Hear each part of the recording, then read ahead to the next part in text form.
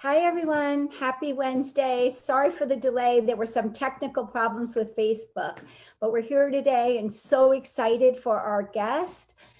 And if there's one thing that everyone has on their minds today, is if it isn't COVID and it isn't the pandemic and it isn't all the politics and the debates and all of the social distress. The other thing that is definitely on our minds is the money, money, money, money.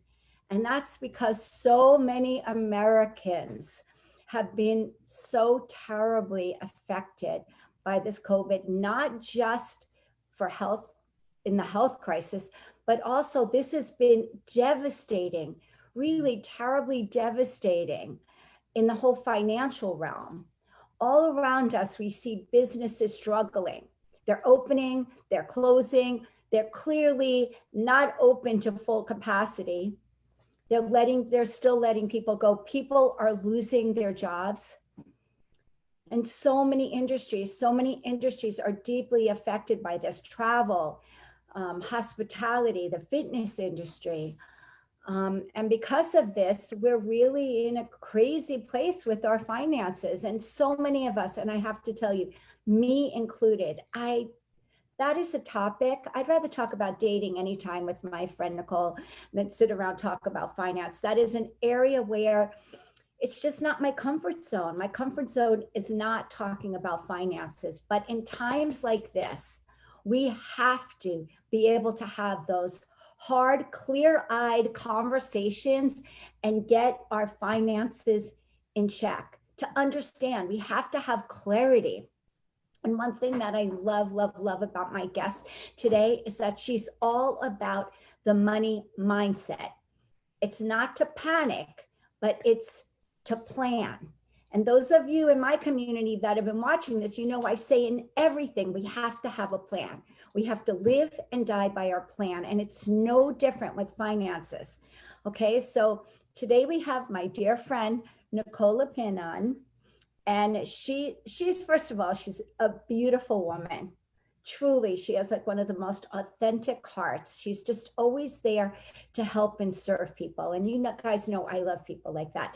But then on top of it, she's got all the other goods. Like she's a CNBC anchor. She's a financial journalist. She's a 3-book New York Times best-selling author. She is a financial guru. And she is going to connect with us today and really help us to let go of some of the fears that we have around finances and money and the fear of even learning it and really be able to connect. So with this time, these really challenging times, and we don't know what's coming next, people, but if we are grounded in understanding our plan and how to execute that plan, we will have so much less anxiety and so much less angst around the situation that we're in. So now I want to introduce to you my dear friend, Nicole. Hi, Nicole. Hi, Okay, so we always breathe. So will you breathe with us? We're going to do 3 big healing, healthy, love-filled, soul-filled, abundant-filled breaths, okay? So we breathe in for 4, we hold our breath for 5, we exhale. So let's inhale abundance, health abundance, financial abundance, joy abundance. So inhale for 4. Hold your breath. Exhale, ha. Inhale abundance. Hold your breath. Exhale, ha. Inhale abundance. Hold your breath, smile. Exhale, ha. Okay. So, Nicole, first of all, you look beautiful. thank you. And I know you just moved to California, so you're here on the same coast. We haven't been on the same coast for a while. So That's always a treat to have my dear friend just about 7 miles away. I know we need a zip line or something. That would be amazing. Actually, that could be like social distancing. That's right. Be a great business. Here you go. We're always coming up with new streams of income. Love that. It could be our side hustle. That's right. Anyway, so I'm excited to have you on, and I know a lot of people in our community have actually been asking for a segment on finances. So I'm really excited about this, and I know you've been doing this for a long time.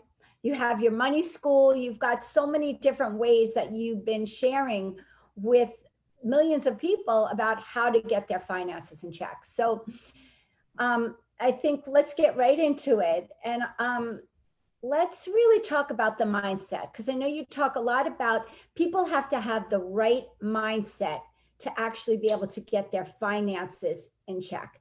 So let's just take us through, like, what is the right mindset and how do we attain that? So in the same way as a regular diet, you don't want to come to it from a place of deprivation. You want to come to it from a place of aspiration. It goes the same way for financial dieting, so to speak. If you allow yourself small indulgences, you won't end up binging later on. So like the equivalent of some crash diet, something that's not sustainable, something that doesn't allow for any fun, is going to leave you wanting to binge on a big old hunk of chocolate cake in the middle of the night because you're so hungry and so deprived. And the same mentality goes with finances, right? If you come to it from a place of deprivation, like don't buy your morning latte, clip coupons, search in the couch for coins, you're going to come to it from a scarcity mentality. And that's not what we want. We want to look at our finances from a place of abundance where we're trying to think like, okay, how can we make more so we don't have to feel like we need to save and skip every little corner as much. And so I think when you talk about thinking thin to be thin, this is not my expertise at all. I think that's BS. You need to eat less if that's what you want and go to the gym, right? But with finances, your mentality matters so much. And so thinking of it from a place of abundance is a really important place to start, because as you mentioned, the things that matter most right now are health and wealth, and they're so interconnected. I mean, I go on these health talk shows all the time, Dr. Oz and the doctors, and talk about how finances actually does affect your physical health as well, with the stress, with the anxiety. It can cause vertigo, it can also cause all sorts of things. It really is a scary topic, and I just wanted to blow the lid off that, because listen, we don't learn this stuff in school. I mean, we learn, from your son, like what kind of stuff we learn that's not at all helpful in our adult lives. If I were in charge of the world, Lavinia, I would be teaching how to make a business plan, how to do a budget, how to do taxes, but we don't learn that stuff. But that's actually not an excuse to bury your head in the sand. You have to put your big girl and boy pants on and actually confront what that thing that's scaring you is most, right head on. Okay, I love that. So let's just talk about, I know you have a formula that you work with that really helps people get their plan in place. So why don't you share with us what that formula is, maybe in normal times, what the formula would be, and then being that we are in very different circumstances, what would that formula look like here and now? So the same way as we talked about like a normal diet and eating plan, it's something that you would say to talk about a plan that's sustainable, right? It's not a crash diet, it's not a fad diet, it's not like an Atkins master keto, whatever thing that might not be sustainable. So I like to, in the way that I talk about it, I try to be really intentional about the language I use. So when you're coming up with a budget, I prefer to talk about a spending plan because that feels more sustainable. And so in traditional pre-COVID times, I would break that down into the 3 E's. I love alliteration and it just makes it easier to remember. So essentials, end game, and extras. And then if you look at what you're bringing in every single month from all different outlets, so calculating your streams of income, whether it's a traditional salary, alimony, child support, like inheritance, whatever it is, calculate that, and 70% should go to the essentials, your food, your housing, your transportation, everything you need to live on every single day. And then 15% should go to the end game. So the future Lavinia, your retirement, your savings, your trip to Mexico, whatever it is you're saving for. And then 15%, no more than that, should go to the extras. So allow that fun money, whatever does it for you. You know, there's so many financial experts that say don't buy your morning latte. I say forget that advice. It's ridiculous. That's not going to make you a millionaire if you cut out your morning latte. It never helped anybody get their financial lives together. It's just created a situation where you want to binge later on. People will tell me in the beginning of the year, like, Nicole, you'll be so proud of me. I cut out the morning latte.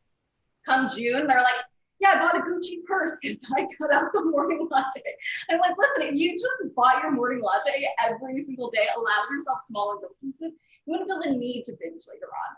But look, we're not in those normal times right now. And also nobody's really seeing the Gucci purse, and it's pretty tricky to get a latte anyway. So I say scroll down the essentials to about 65% of your overall spending plan. So try to negotiate down all of your bills. If you haven't done so already, this is a really great time to do that. There are a lot of COVID programs in place. And the worst thing they can say, by the way, even if it wasn't during COVID times, is no. And most often companies will throw you a bone versus losing you as a customer. And that means your landlord, that means the APR on your credit card, that means your medical debt. Everything is negotiable, period, end of story. Just because it comes in the mail with like a very official letterhead and whatever does not mean that that's not negotiable. When they say your APR on your credit card is 20%, that is not a hard and fast rule. It's up to you to negotiate or at least ask for a better rate. And then 5% to the extras. I'm not saying don't buy anything for yourself. Don't allow yourself small indulgences, just scroll it back. And also, we don't really have a lot of options to spend right now. And a lot of that spending on Amazon for the random things in the middle of the night, I get it. It can feel really cathartic. I would say just try to bring that down and try to increase your end game. So the rainy day fund, the emergency fund, make that the rest of it. So 35%. So 35, 5, and 65 would be my new normal way of approaching a spending plan. Because now all of a sudden, I've been talking about this, as you know, Lavin, for a decade. Like get an emergency fund, get a rainy day fund, and people are like, no, it's everything's gonna be fine. It's never gonna rain. It's never gonna storm. Hello, it's raining. It's pouring. The old man is snoring. Like this is what I was talking about. And so we've seen a ton of black swan events. We don't know what's going to happen in the future. If you've been using your emergency fund, that's okay. That's what it's here for. A lot of folks have been telling me, like, too scared to use my emergency fund. I'm like, well, hello, if this is not an emergency, I'm not actually sure what is.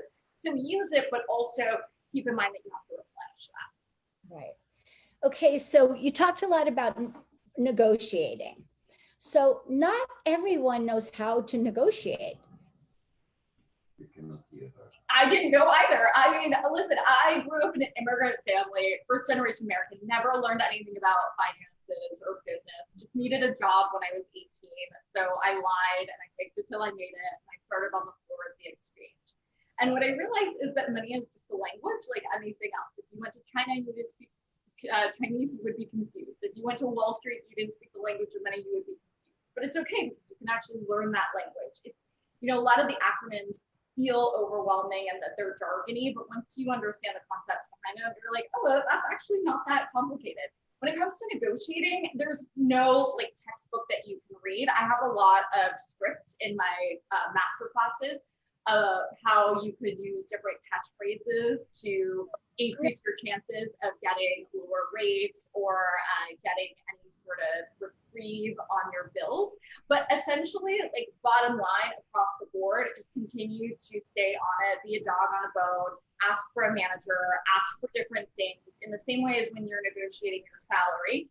You know, in normal times, you would think of an actual financial increase, just a monetary increase, a perks increase. So like, you know, your transportation paid for, your cell phone paid for, working from home back when that was an actual luxury. And then a combination of both, like the financial and the perks plan, and asking for that as another option for a raise. And so the same mentality goes for negotiating your bills. So asking for some money off, asking for a percentage off, or asking for an extension in paying for it. there's a lot of different ways that you can ask, but the first thing you have to do is do just that, because the answer is always no if you don't ask.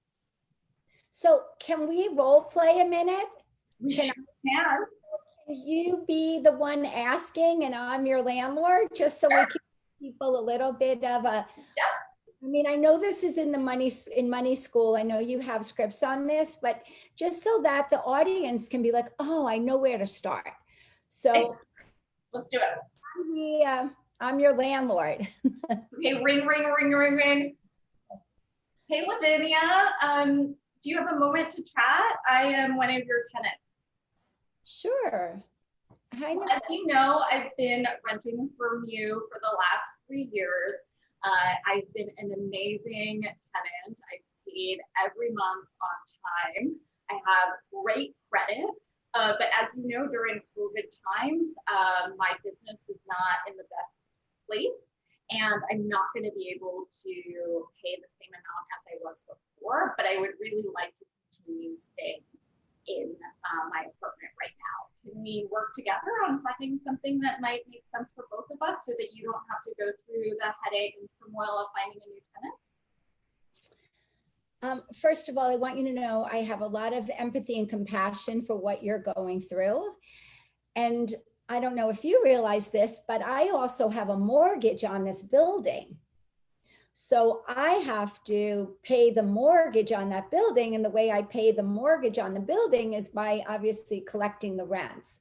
So at this point, I have to see where I have a little bit of leeway with the banks for paying that mortgage before I can figure out how I can assess and help, the tenants. Because obviously if I can get help that way, then I want to pass that on to all of you guys as well. Absolutely. So right now, as you know, there are many relief programs, not only for landlords, but also for tenants. I don't want to put you in a situation where I'm leaving you high and dry. There are a lot of protections, especially in the state of California, as you know. So right now I'm paying $5,000 a month. I would love to see if I can pay $4,500 a month, but take a month of a break. And so I would be essentially just double paying for the next time, and then moving forward we would agree to $4,500 every single month. Well, 4,500 seems reasonable. Great. Thanks. You don't talk past a deal. So or another pro tip is also offering to use your security deposit. So sometimes when people can't pay that month, don't forget that maybe you spent 1 month or 2 months in some cases as a security deposit, so you can always offer your landlord that. But in Lavin's case, she said yes already, so I didn't even need to go there. So cool. Because honestly, like as the landlord, I thought you were going to ask for like half. So I thought, well, okay, she's not asking for half, because I've heard of people that have asked for half. She's asking for 45, and then 30 days of a break to be able to, I guess, figure out. That's what we're going to talk a little bit about, like the side hustle and how you can maybe make a little more money. But I thought that was great. I see. Well, listen, $500 a month for a year, that's $6,000. That's more than a month's rent. So you're getting it's better than nothing. Right, for sure. So Nicole, can you come closer to your mic? Yeah. Are you getting every word? I'm just got it. Somebody just said to me they're not hearing you really well. Oh no. Okay, that's a little better. Okay. Okay, so just stay closer to your mic. Okay. Okay, good. So, all right, let's talk a little bit, because I know you talk a lot about a little bit of a side hustle and what that might be like. And we've talked about so much of that during these conversations, because it's about like, how are you pivoting? Like we talked about people have been furloughed, they've been let go, like, all right, I still do have to pay my rent, put food on the table and so forth. But I think you have a clear distinction on that as well. So could you share a little bit about that side hustle and how to compensate for the situation that we're in these times? Absolutely. So there's a lot of ways that you can find passive income. You can use things that you already have and try to make money through the so-called share economy, right? So whether it's through Airbnb, or you're renting your car, renting your tent, renting your dog, there's all sorts of things that you can rent out. There are a lot of clothing sites that you can rent out that are doing COVID precautions, of course, for that. Then you could sell your stuff. So whether you have extra stuff, this is a good time to clean that out. Maybe go to Tradesy, sell some of your designer stuff. Like nobody's really seeing designer stuff these days anyway. And so I think that financially, we're all changing our mindset to a place of like, did we actually need all those things? Not really. And I think when the world sort of goes back or to whatever normalcy we can, we're going to realize that a lot of that designer stuff is not important, which is great, which I think could be a silver lining to all of this. And then you could also use your skills. So there are so many different ways that you can, of course, work from home as a virtual assistant. You can work transcribing for my podcast.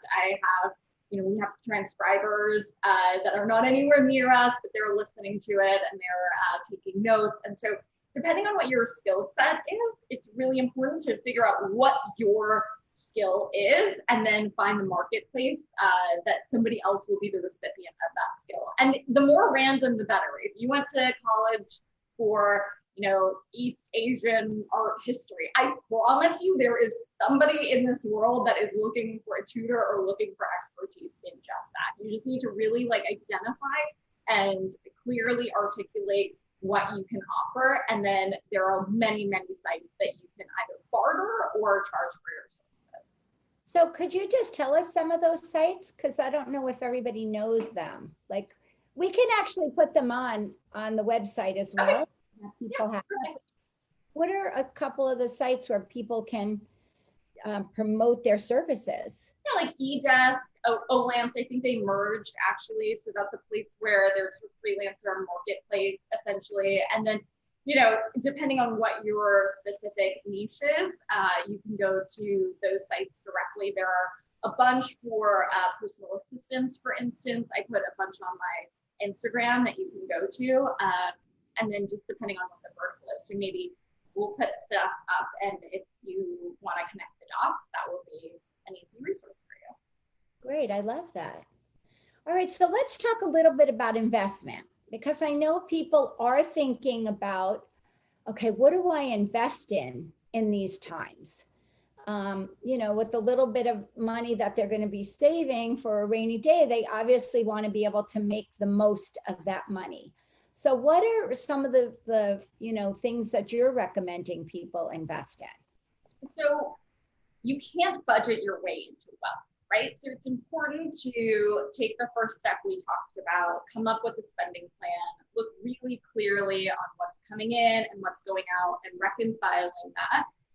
Having that self-awareness is a great first step. Even, knowing some of the subscriptions you have, maybe you want to keep all of them, great.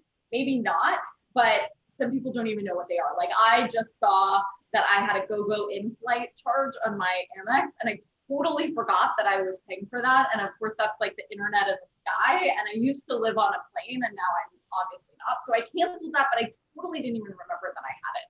So budgeting and coming up with your spending plan is just the first step. Actually growing wealth, it's important to, really get down with investing. I know it can be scary. A lot of times people want to know where the first place to start is. I think that you need to look at your own risk tolerance and decide if you're a hands-on or a hands-off investor. And so there are two different ways that you can approach that through different robo-advisors. So the Robinhood, the Betterments, the Merrill Edges of the world, those are hands-off. So you're essentially automating a lot of your investments. And then hands-on are more of the Vanguards, the Schwabs of the world, where you can go in and you can do some of the picking. And when you're starting off for investing for the very first time, I'm getting a ton of questions like, should I invest in Zoom? Hello, we're on Zoom, or Peloton, or whatever. And I think it's important to really just go into low-cost S&P 500 index funds or another type of index fund. Warren Buffett said that's the best investment Americans can make. And I think that dude knew what he was talking about with investment. So wait, what is that? Investment funds? Index funds. So an index basically tracks. What is? What's that? Tell us about what an index fund is. So an index fund tracks an entire index. So when you hear on the news, like the Dow is up, the S&P is up or down, that's an index. So the Dow is an index of the 30 biggest stocks or the 30 biggest companies, right? So it tracks all of that. And if you're starting out, you can look at index funds or ETFs. ETFs are exchange traded funds, and those trade just like stocks. But you're essentially hedging, getting a little piece of all of them without actually having to buy all of them. So if one goes up, then you can hedge for that. If one goes down, you can hedge for that. So it keeps it more consistent. So would you say that's considered low risk? Is that like a low risk approach? Yeah, so low cost S&P 500 index funds is what Warren Buffett had said. The low cost part is important because you don't want to get screwed with fees. The low risk part is that it tracks the entire index, so you're already diversifying with one investment. An index fund of whether it's the Nasdaq or the Dow or the S&P or whatever index, there's a bunch of different indexes. Going in through that is technically a mutual fund, and then the ETFs are basically traded like stocks, but you get a big basket for one price essentially. And so what is to do something like that? Because I'm thinking some people might be thinking, oh, if I don't have at least $10,000, I can't go into that. I mean, is that the truth? I mean, can you put $1,000 into that? Totally, you can put $100 into it if you want. There's really no barrier to entry, even when it comes to ETFs or mutual funds. I mean, there's a little bit, you can put $1 in there. But you can start even with your spare change, like Acorns, for instance, let you round up. So if you spend $3.50 on a latte, it will let you take that 50 cents and invest it. So round up to $4 and take that 50 cents and invest it. So you can start really small. And I think that once you start seeing your money grow or not, essentially keep blinders on if you have a long-term investment horizon, so you're not retiring in the next 5 years. And your dollar cost averaging, which is putting little bits of money in at different times. So not just putting the whole enchilada in. If you have, let's say, for easy math, $12,000, and you want to invest that, don't put it all in today. Put $1,000 in today, $1,000 next month, $1,000 every single month, so that you're hedging against the fluctuations. Because the only real truism in Wall Street is buy low, sell high. The problem is we don't know where the high is and we don't know where the low is. So some of those tactics are the best way that you can safeguard yourself from those fluctuations. So I have another question about that. So because obviously we're in that rainy day. And then if people have to take that money out, can they get that money out? Or is that like you have to keep it in there for a certain amount of time? You can, you want to avoid some short-term capital gains because of that taxed at ordinary income. So if you keep it in for more than a year, that's much more ideal. And also, if you're just starting out, it's not a great idea to be day trading. You want to be long-term investing. And over time, it's very rare that even stockbrokers or advisors can beat the S&P 500, beat the market, so to speak. So if you stay in for a long period of time and know if you feel like you need the value these days looking at the market, but if you can put it in there and forget about it, it's a roller coaster. That's what the stock market does. And just like a roller coaster living, you don't get off in the middle, right? You're strapped in. That's how this works. So for a young person who's, 28 years old and they have, they're making their $60,000 a year job and they're doing, whatever, 50 to 60,000, like what advice would you give them for investing? Because obviously they need to live and they're not making, by the time they pay their rent, their essentials, their like how much of that, like out of your formula, how much of that is actually going into investments? Well, I would say about 15% should go into investments and savings. And so if you're looking at compound interest, Einstein said, is the eighth wonder of the world. When it works against you, like in debt, especially credit card debt, it totally sucks. When it works in your favor, it's your money growing on itself. So you're just allowing your money to grow while you're sleeping. And the earlier you start, if you're 28, if you're 30, whatever, if you look at how much that can compound over your lifetime, the time portion of that equation is so critical. The earlier you start, the more it can grow, versus simple interest, which is essentially making a fixed percentage. If you're allowing it to grow for you, then that's really how you grow wealth over time. So a combination of cash-like investments. So it doesn't necessarily have to be in a savings account. You're not really making money there. High yield online savings account will probably make you the most. It's not going to make you a ton. But money markets or CDs or things that are essentially cash equivalents, like you asked before, can you go and liquidate it when you need it? Those are the things that you don't want locked up in case there is another emergency and you need to go get some cash. Okay, great. Well, and all this information is in your Money School program, right? It is, yeah. And in Rich Bitch, that's a simple 12-step plan for getting your financial life together finally. So it just breaks down each part of your financial life and debunks some of the traditional financial advice that I think, hasn't really served us in the past. Like the latte idea where we just take it for gospel. I think it's important to stop and think, is this right for me? Not just because I've always heard it, that that's the way it should be. Doesn't necessarily mean it's right for you. Well, I love all this information and this has been really very helpful. So if you had to just give 3 things to close with and to say to people to obviously during these times for them to feel inspired, to feel hopeful, and to feel grounded and confident in where they're going with money, what would just be the 3 things that you would either reiterate or say something new, whatever? So I think the average millionaire has 7 streams of income. So what we talked about in different questions, all of them were amazing. Lavin, of course, is really getting back to that idea. You want not only your base salary, but investment dividends, you want a side hustle, royalties, licenses, whatever might make sense. And so you're combining different streams of income. So if you start thinking that way, that's a great mentality shift. So I would say that would be the first one. The second one is to really think and rethink your goals. So like I said, I love alliteration, and I break down goal setting into the 3 F's. So family, finance, and fun. Also, I've added in my last book, I talk about fitness. So some of those goals, they all need to be compatible. So I like to break those down into 1, 3, 5, 7, 10-year goals. And goals have price tags. And so you can't just say like, hey, I want $1 million, right? Like, okay, cool. What are you going to do with that $1 million? I don't know. Maybe you need more than $1 million. Maybe you need less than $1 million.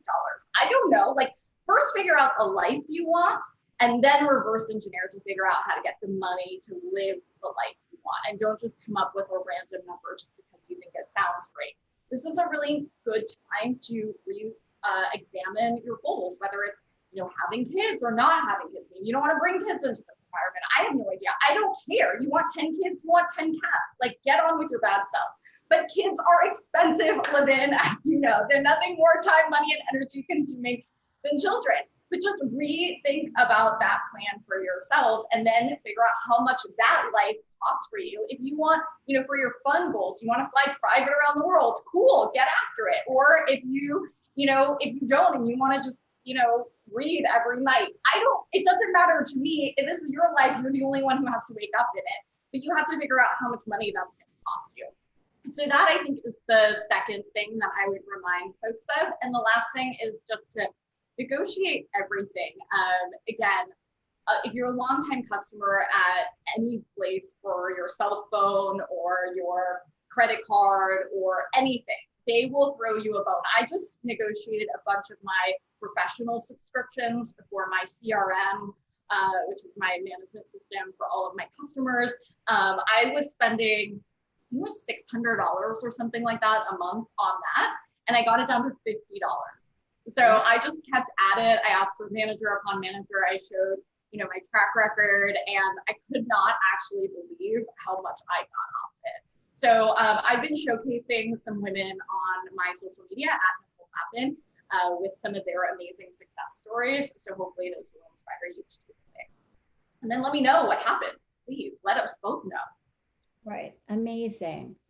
Well, this was great. So helpful. I know everyone really got some good information, some pearls, some clarity on really how to move forward in this crazy time.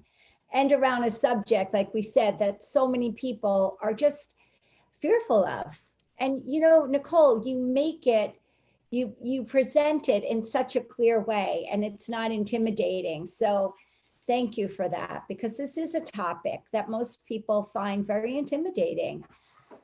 So we're going to put a lot of information, guys, on the website, laviniaerrico.com. We'll have information about Nicole's books, about her money school, and even just stuff that we talked about today, just written up in detail so you can stay on track and keep your finances solid. All right. Thank you so much, Nicole. Thanks, everyone. Have a great week.